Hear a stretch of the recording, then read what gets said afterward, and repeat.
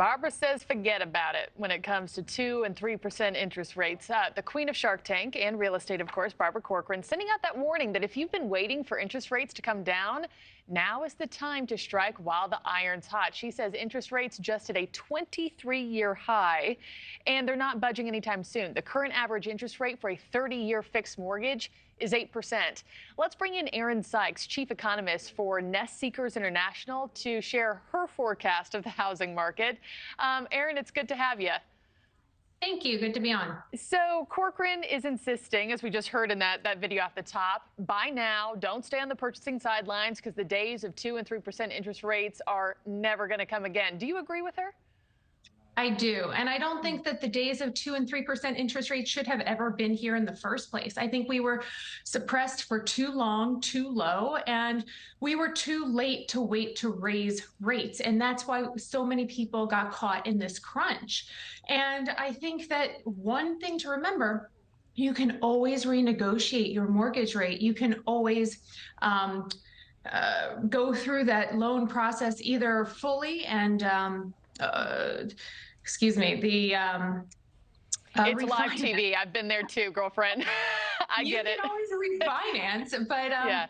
You can't renegotiate the price of your house. So that's the one key metric that, you know, people need to consider, is that now is the time to go in and make a deal. Because when the herd is scared, when most of the people out there are sitting on their hands, that is the best time to strike. And that's why I believe what Barbara's saying as well. And, you know, also I wanted to kind of pick your brain on what's your advice to wannabe homeowners who they hear this warning from Barbara, they hear it from you, but in these times of inflation, they're living paycheck to paycheck, and they're hearing experts say buy, buy, buy, but they can't. You know, are they just out of luck, or what other options are out there on the table for them, for those who are dreaming of being a homeowner?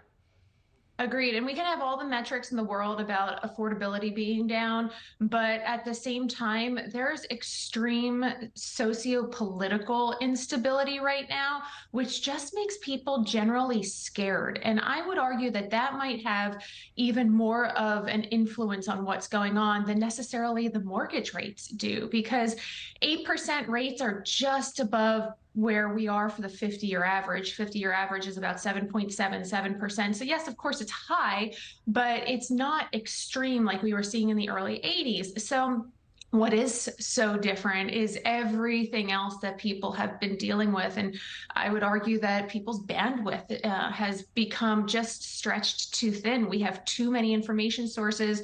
We're seeing too much negativity every day, and that makes people fearful. So the one thing that I would say, you know, in the meantime, is when you're renting, it's tempting to get the biggest house you can, the nicest apartment.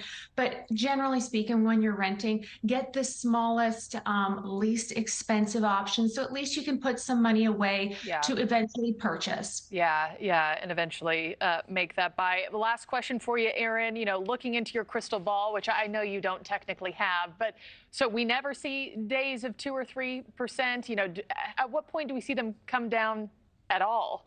Is that on the horizon? This is a moving target.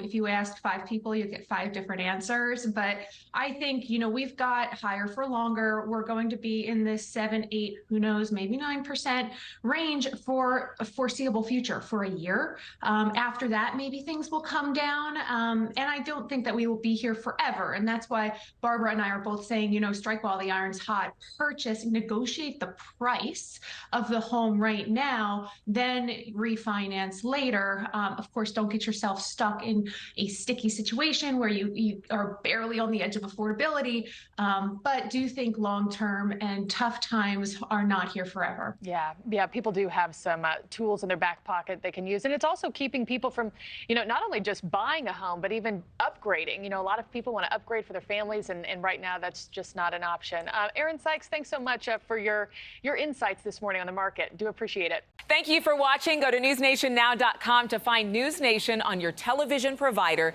And don't forget to click the red subscribe button below to get more of News Nation's fact-driven, unbiased coverage.